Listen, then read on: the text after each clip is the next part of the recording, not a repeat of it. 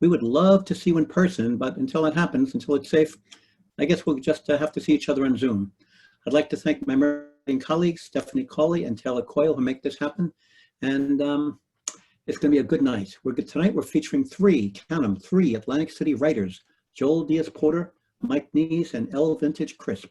You'll find their bios on murphywriting.com or on the Murphy Writing Facebook page. So I'm not going to take time now to read those bios to you because I have some announcements to make. And the biggest announcement, the one that we're most proud of, is we are happy to announce we're going to be continuing our virtual programs, our write-ins, as well as these virtual readings till the end of July. So thanks for your support. Thanks for attending these and participating. And for those of you who've contributed to our Pass the Hat Fund, thank you.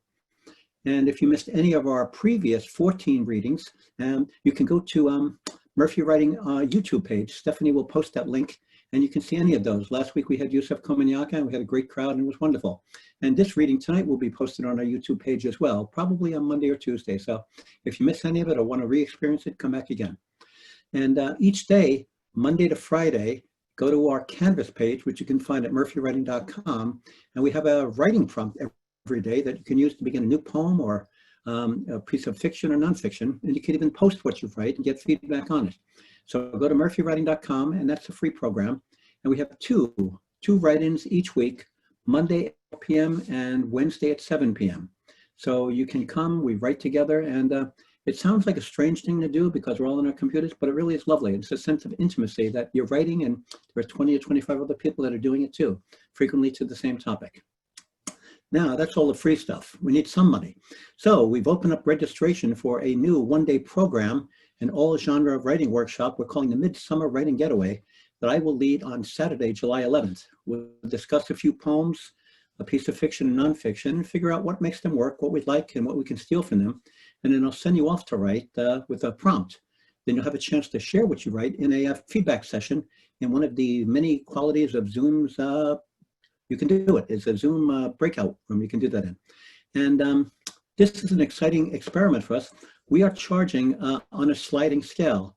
So you can pay as little as $5 or as much as $95, whatever you feel you'd like to. Go to murphywriting.com for details and you'll find out what that's like. Now, something that I'm not happy to say, but we have to do it. We're not having a reading next week. We're taking off for the 4th of July holiday. But we will be back on Friday night, July 10th, and we're going to be featuring 3 young Murphy Writing Scholarship winners, 3 people who have we've selected over the years to attend our programs. I'm not sure who they are at the moment, but that's when they'll be there. And finally, one more announcement. Join us again tomorrow night at 7:30 for a story slam that's being sponsored, co-sponsored with the Sex Brigade, of which Mike Nees is one of the members. It's a coalition of writers, artists, and activists who work in Atlantic City with the HIV and AIDS people. See the link that Stephanie will post in the chat for more information. If you've never been to a story slam, it's really terrific. And it's really such a welcoming, warm community. All right, I think we're ready to get started. So here's how it works. You're going to be muted, but if you'd like to clap, go to the reaction button at the bottom of your Zoom page and you can clap like that, and or you can put a thumb up and you can go like that or like that in real time. So it's just if you hear something you like and you want to let the reader know, that's the way to do it. So here we go in this order. Please welcome Joel Diaz-Porter, Mike Nees, and ElleVintage Chrisp. I can't wait to hear him. Go get him.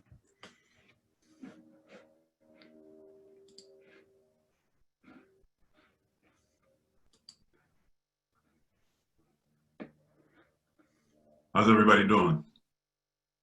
All right. As Peter said, my name is Joel Diaz-Porter. I'd like to thank Peter and Stephanie Cawley and Murphy Writing at Stockton University for this opportunity. This first poem, the title of the poem is The Last Line. Piano, trumpet, sax, drums, polyester, tulle, satin, denim. Maybe in a gap changing room, fabric triggers static shock on a nipple until all 4 pimpled walls start to pulse like heat once pulsed through your palms.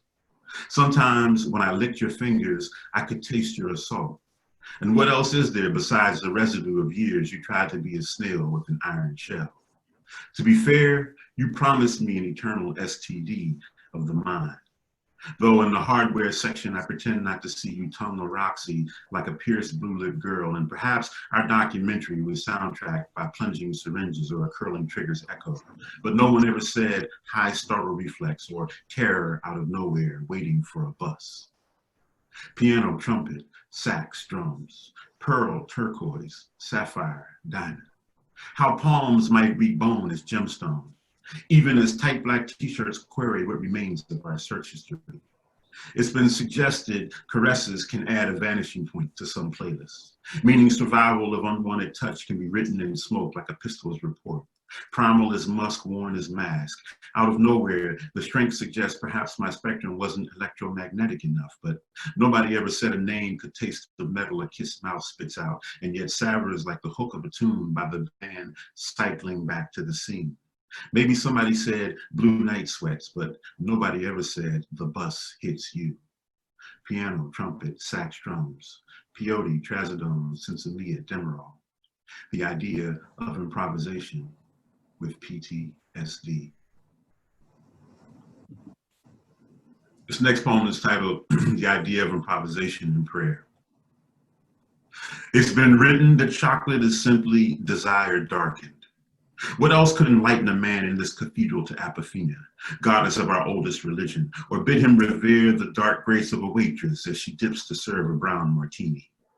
What we like is perhaps dictated by what we lack, meaning what lines the faces of people praying around a roulette wheel, which could also mean the shadows of balls longing to land on a number. It's been written that roulette means small wheel, little numbers praying to make patterns in the wider wheels of our minds. Is this how the darkness below the skin of chocolate, but not in the glass she tops, numbs the tinkling bells or sequences of lights or symbols in the deeper darkness of our mouths? Or maybe this is the part of the arc where the protagonist chases his losses by pretending that her face isn't lined with language he fights in the light to learn. The part about how many degrees of desire could make any solid liquid between the lips.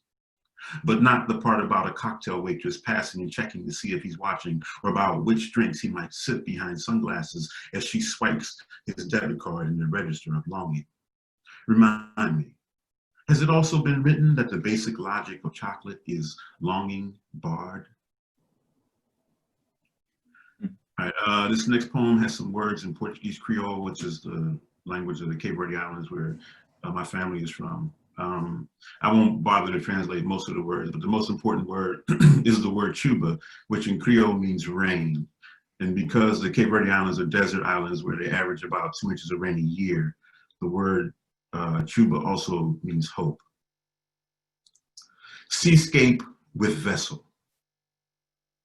Tonight, as I pass evening hours parsing the horizon for a familiar hull, I recall my barefoot beloved, who knew melancholy's middle name and often hummed of 10 brown crumbs spotting the Atlantic's azure carpet. Can we consider the amber of her single malt timbre, how it floated like a chinchurati over these waves?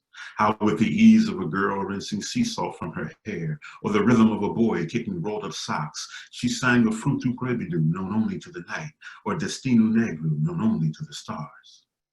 Yes, she gargled bourbon every morning, and yes, soon the moon will arrive to fill the empty glass of my heart with spirits. But doesn't the sun nightly extinguish itself in the sea, longing to learn how to us, whose only birthright was dust in the wind, my beloved seemed almost a siren of Sadat? Why, if there was no cachupa, certain syllables of her song could sprout in our mouths, or if there was no chuba, a few of her notes could fall moist as sand after the sea's kiss. Why, even if we awake na terre longe to find the wind whispering in a foreign tongue, her voice can still carry us from those 10 rugged rocks, wrinkling the aqua silk of the sea. This is an algorithm of the blues. On nights like these, a needle skims a record skin with the weight of a bird winging into a window, and I hear in Charlie Parker's tone as many parts moan as testimony. This, perhaps, is why, no matter how high the moon, bird flew to light the lack inside the night's blackness with a knowledge of ornithology. Why else would bird groove to fill the bottle caps of chords or heat each note with the whole of his hunger? Suppose the blues are just a bandana brushed across his brow. Say one sliver of wind lattices his lungs. Can you hear how the blues might paint this moment into epistemology? Some say birds can intuit the futility of words, and yet we chart their contrafactual flow. Let's listen as bird pecks a phrase, fractures it, then sharpens his metal into a needle my daddy will sway into a swollen vein. This paradox appears hypodermic, a bright flame under a spoon's burnt skin, but suppose the song ain't over. I've also heard that Parker's tone was as many parts wit as witness. Maybe the warp and woof of the blues is just a bandana he waves to flag down a yellow taxi of axioms.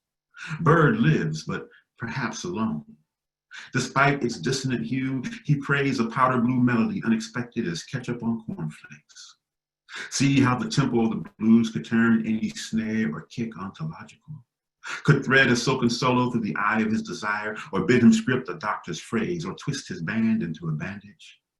As any bare bulb can hold back the blackness, so too the blues could be merely a bandana holding back his combed flat hair, beyond which the horn claims a phonographic memory of escape by moonlight through 12 bars across a window in the basement of the blues. As if soon a black-bottomed spoon won't boil to fill all the need inside of needle. And I'll leave you guys, but this is a new poem.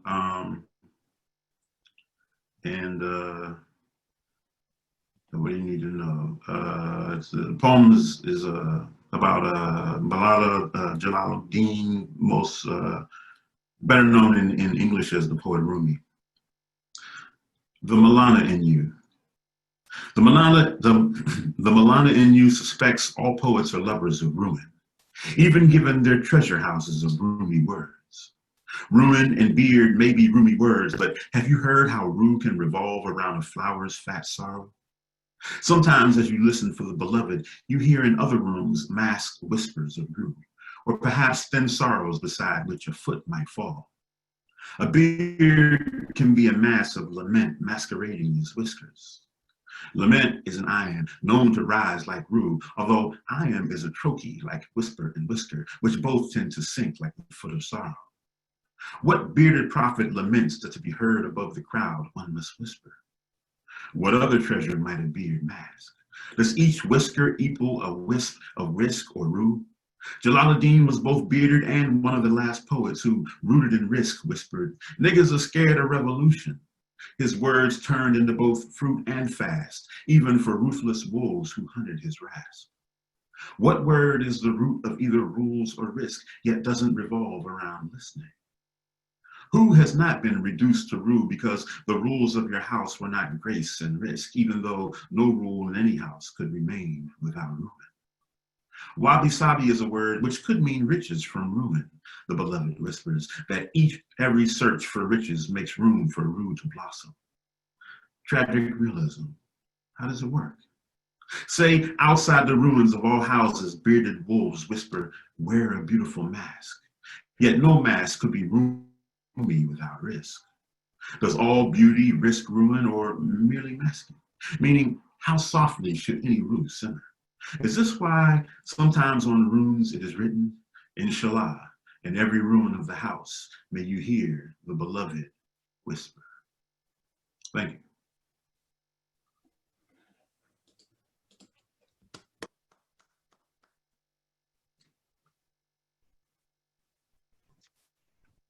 It's such a great honor to follow you, Joel. And I'm really pleased to be reading with ElleVintage as well, another incredible performer. And thank you so much, Peter, Stephanie, Taylor, and everyone over at murphywriting for running these. These have been just a really great gift in crazy times.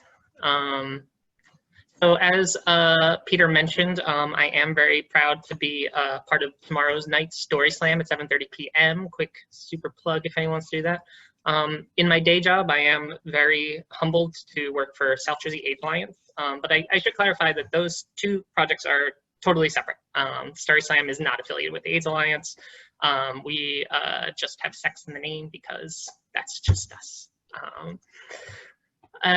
But incidentally, the story I want to share today is inspired by the kind of work that I do at the AIDS Alliance. As we've learned through the disparities on display through this current epidemic, it brings to mind to me how virus, like any illness, thrives in the places where our hearts don't yet reach. And I think this is something that a lot of people choose not to believe. And, you know, sometimes we see it through numbers, but it's just really, really humbling to sometimes get a peek behind the curtain into lives that others have pushed into the darkness, and to be let in and to try and be there, and if nothing else to listen, but hopefully to help. So this story today is not based on anybody, but is an amalgamation of just kind of situations that I've just really been humbled to be made privy to.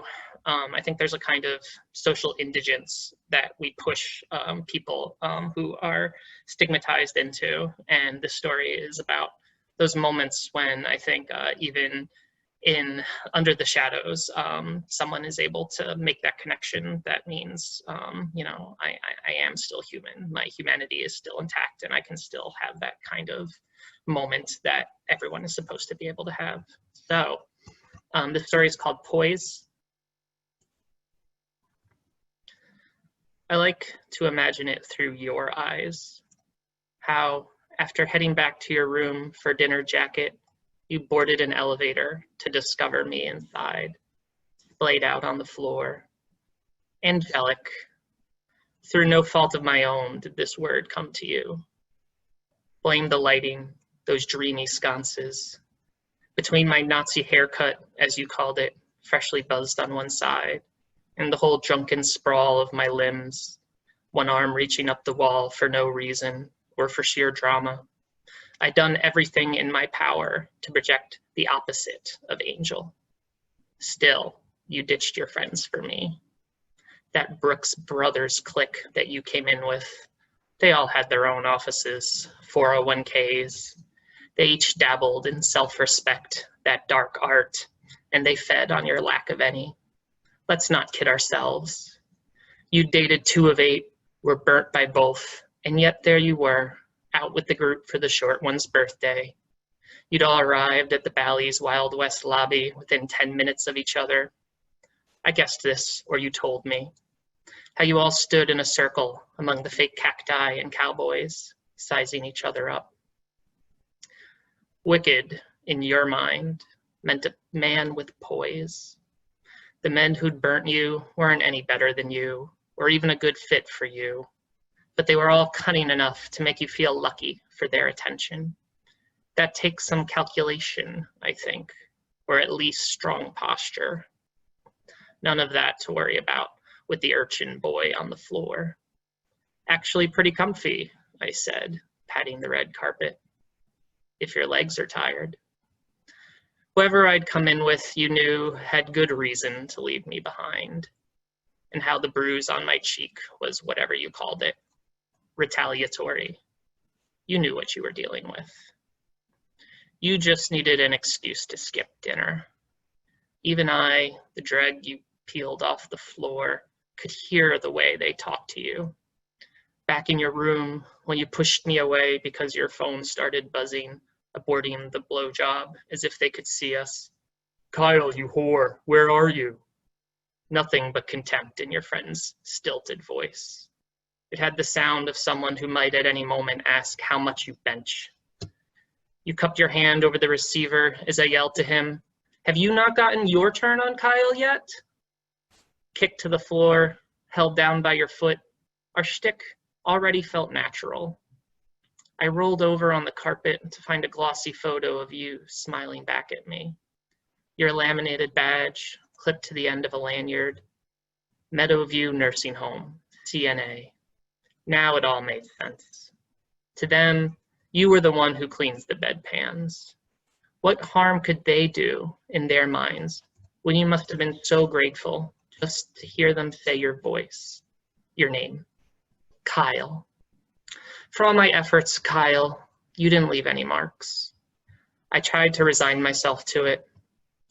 Later, you'd wrestle the phone from my hands before I could send your friends a shot of your bare ass. Yes, And you did tie me to the foot of the TV stand, that giant thing with a dozen empty drawers. That was a surprise. You're so proud of yourself, I taunted. You skated a teasing finger along my pelvic bone before excusing yourself for a shower. You think you're slick, I said to your back. Then you turned around. Under your gaze, I felt something in me buckle. It was my turn to be dissected, I was sure, and that rarely went well. So many times I've wilted under the light, but whatever you were thinking, you didn't share it. You just stared at me until I forgot myself, haloed by your head of curls. It was like some kind of weaponized serenity they must teach CNAs. It made me imagine turning over in my deathbed to find you poised in your scrubs, staring back at me. How your expression wouldn't falter, even as you checked the bag of urine strapped to my thigh. My Kyle, gatekeeper of death. I'm sure that even when I throw a tantrum, brain sloshed with dementia, you'll remain this gentle, easing my wrists into those restraints. How you'll slide my ring finger into the oximeter, and I'll whisper, I do. Is it just the job, I asked now, or were you always this good with assholes? I don't know, you said, sounding unguarded. Maybe the job. No, I decided. You were always like this. This amused you, your stubbly cheeks stretched with a grin. What makes you so sure? I just know it, I said. You were born this way. You went and took your shower. I imagined you washing off every trace of me in there, preparing whatever version of this you'd tell your friends. The spell would wear off, I knew, by the time you emerged. This was how my life worked. I surfed those of strangers, lingering as long as they'd hold me up. A few hours, a few weeks. My being discarded was part of the cycle, and it usually seemed a fair exchange. Even when I went down swinging, it was only for some closure.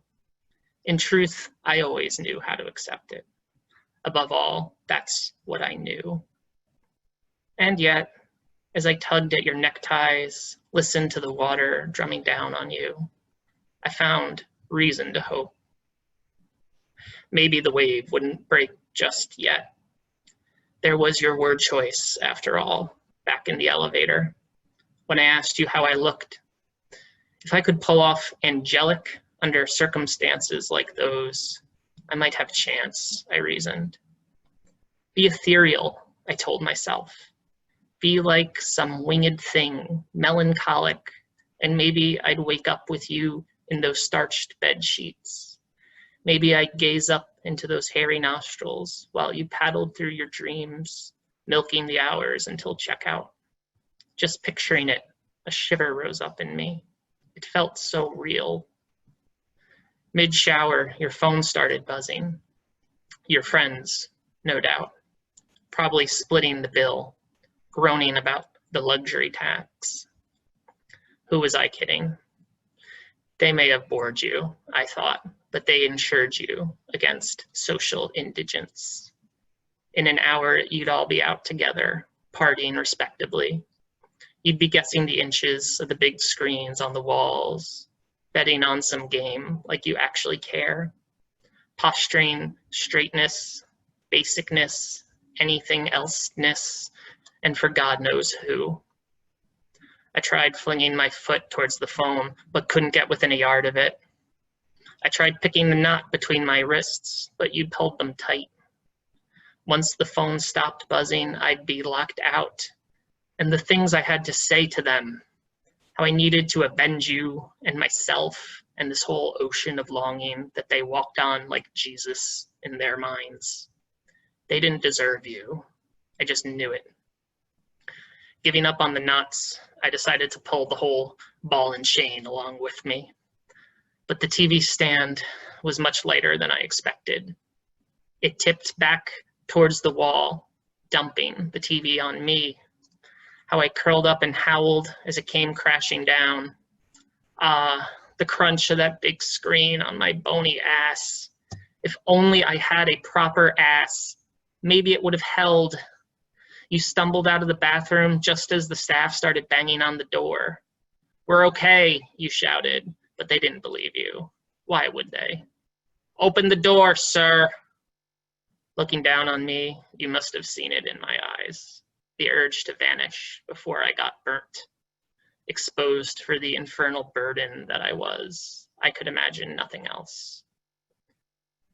But demons to you were all poise, and I had proven myself the opposite of that. As easy as it would have been to forsake me, you raged at the staff instead. What kind of cheap-ass TV shatters from a little tap like that, you asked. We were united then, and we were banned from Bally's Wild West.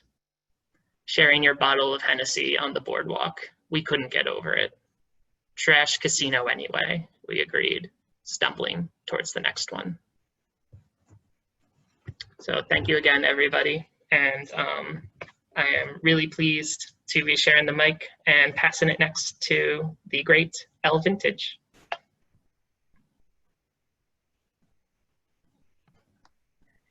That's it's too much to live up to, man. Peace and blessings, everybody. I am ElleVintage, your local voice of the people, or friends, family. You're all family. And poet, songstress. I love doing this. This is my passion, and this is art. And tonight I'm going to read two, and then I'm going to recite another.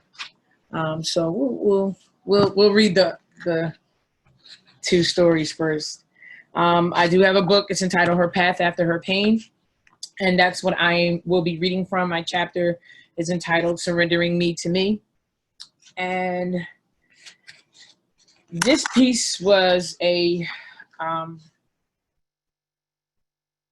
was more so written for my mom. So I hope you enjoy it. I hope you can hear it. I struggled with this one. I'd have to defy the order of rules that contradict themselves. I've witnessed in at least 3 incidents inside my own chapters. Something like plagiarism has significantly crippled my soul. We burnt more fuel staying warm than moving, salted our bodies more than our faces so not to waste a drop. Below temperature is an understatement, while sometimes we had to magnify the scraps through belief. You had no idea, you just wouldn't believe. You could only imagine. Each one of us got a seat, and we made it as comfortable. We made it as comfortable as, I'm sorry, can you still hear me? You can still hear me? Okay. We made it as comfortable as could be. Even Seeley's posture couldn't keep up. 30 shifts to 1 night shift. Scenery, weather, and lane shifts became our daily backdrops. And after all this, I must say thank you. You can only imagine. Living must have been so easy, and still, just listen whilst we sleep. And really, who heard her tears? Cornered by the shadows of 4 in the instance of shame, with selfless beating hiding amongst the pains of hers. This may be intruding, so here's where the contradiction began.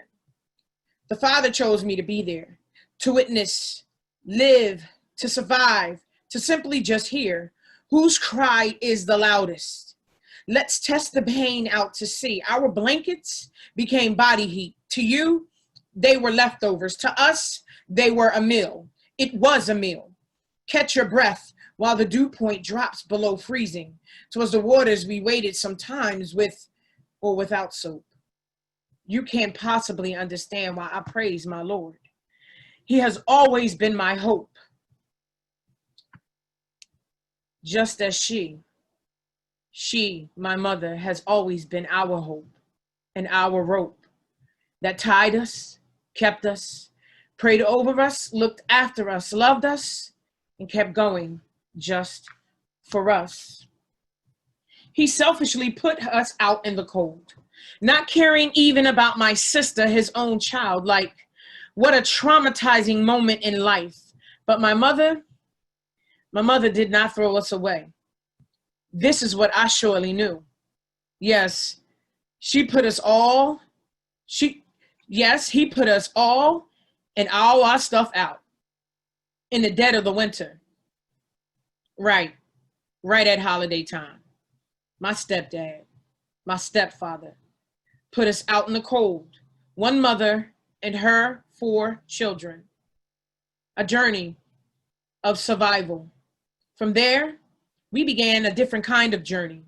Sleeping in the back seat, washing up in the bus terminal sometimes, in the Crown Victoria that saved our lives and kept us together. We didn't even care just as long as we were together.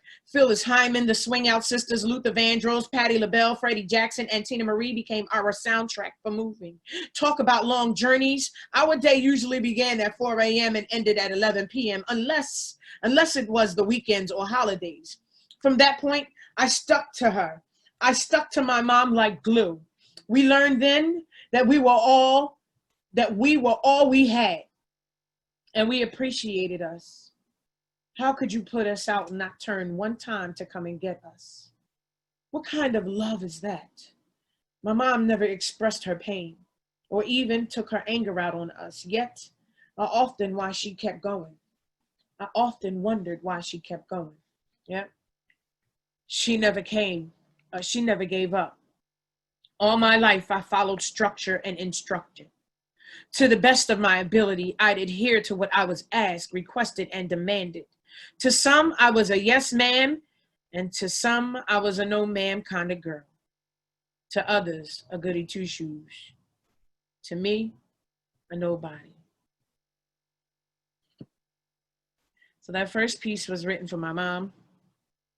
And then I trickle it over into my Dear Diary. So this next piece is going to trickle into my Dear Diary.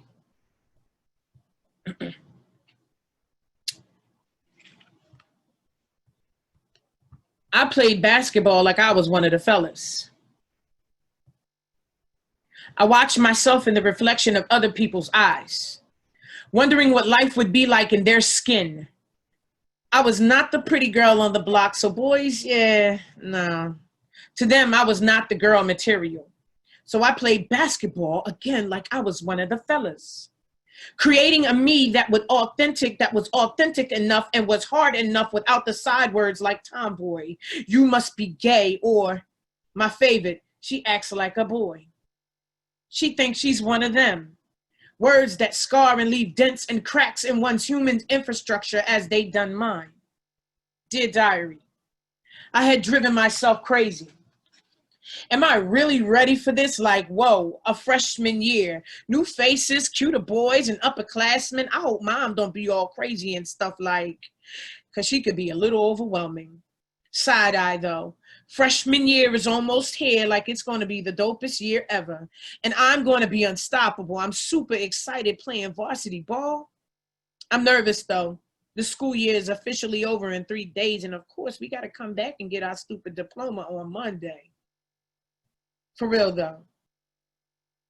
After this, and after I get this diploma, I'm out. I got things to do. Besides, summer's going to be tight. I can't wait. Anybody. Somebody is coming, so I got to check out. Love you. Oh, we'll catch up later.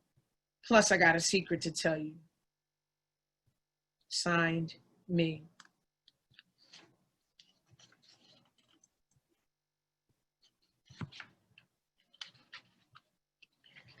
All right. And do I still have time? I still have time? Okay. Dear Summer, Summer, I found you to be my demise. As much as I loved you, I thought you had my back. Instead, some of the most painful memories entered inside me when you were supposed to protect my sun-kissed skin and you chose not to. I thought I was okay. I mean, I really wanted to be okay. I really needed to be okay. Molesters, pedophiles, and train wreckers became a chapter in my journey that had to been locked up and locked down. Shh, but shut your face.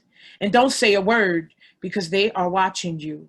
Every shadow, day and night followed me like ghosts haunting my unskinned bones. The scariest part was the war that was in my mind was the worst of the ghosts following me. Summer, why were you not there? Where were you? And why did you leave? Summer, come back because we need to start over, please. I tried scrubbing all, and nothing felt like it was coming off. The smells were there, like the faces were still laughing at me and mocked me while I tried to push and kick and force my legs closed. Their hands were cold, so cold were their eyes while I cried. Gas rag to gag, stuffed in my mouth, tasted like it had been microwaved in heat. Dirty hands that were gritty and caked with the earth's thickness up under their fingernails, pushing their fingers deeply in places that scarred and taking turns poking their penises, feeling like they were pushing through my stomach. Oh my God. All the while I'm asking, why are you doing this? No, don't do this. I threw up in my mouth and they made me swallow it along with their penises like they forced them into my mouth. Why didn't they just leave the gag rag in my mouth? Turn after turn after turn until I bled and until they all had finished 7 times for 7 rapists who were no older than me. 15, I thought they respected me. Turns out I became the whore, the victim, the scoring victory. I suppose it didn't matter if I was pretty at all. Rape has no preference and no odor at all.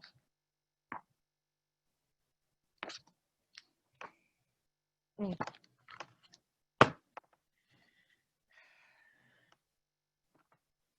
that was, I still got a couple minutes. Am I done? Am I tapped out? I'm tapped out. I got a little pinch. Okay. I'll do a little piece of something else real quick. And that was an excerpt from Her Path After Her Pain. And this piece is an ode to the uprising.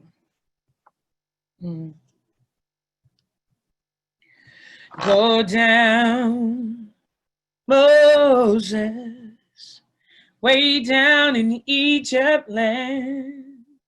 Tell old Pharaoh, let my people go.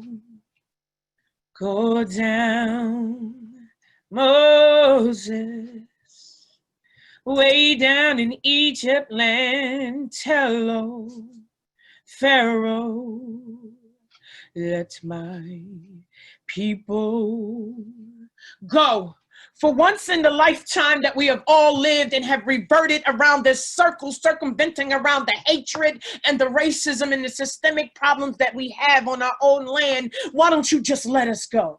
Why don't you just give us free? I mean, the passes we paid for on our backs. We paid for them with the tar under our toes and the scars on our fingers and our hands. We beat blood into our hands while we cotton picked those every last lands. I mean, the ones that you didn't even want us to leave. When liberation came, just a vintage, to a vintage, oh me. I mean, listen.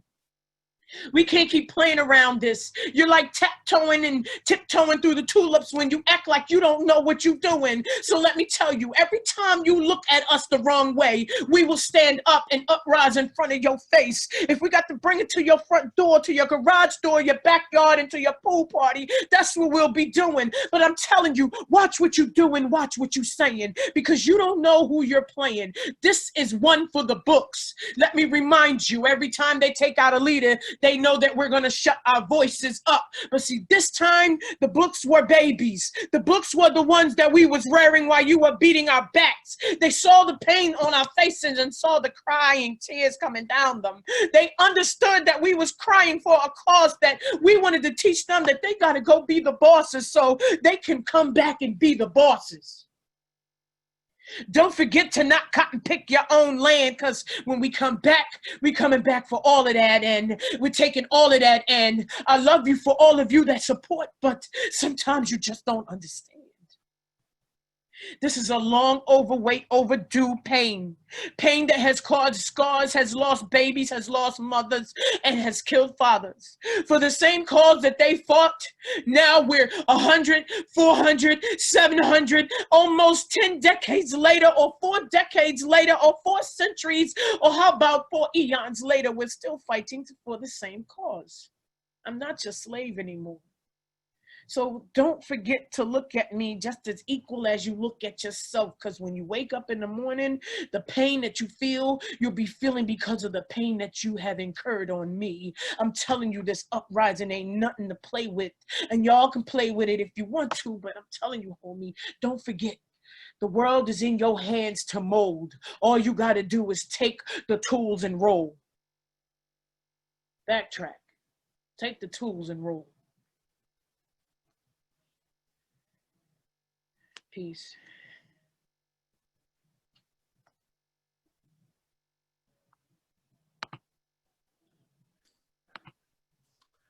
Wow.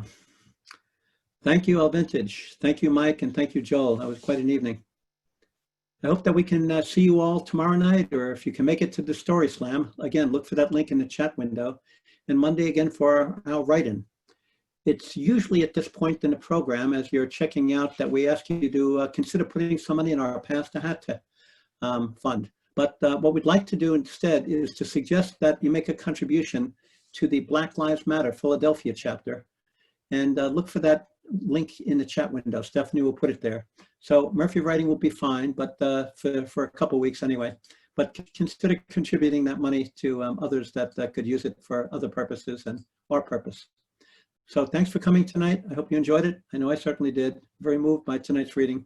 Good to see you all. Stay safe. Right on.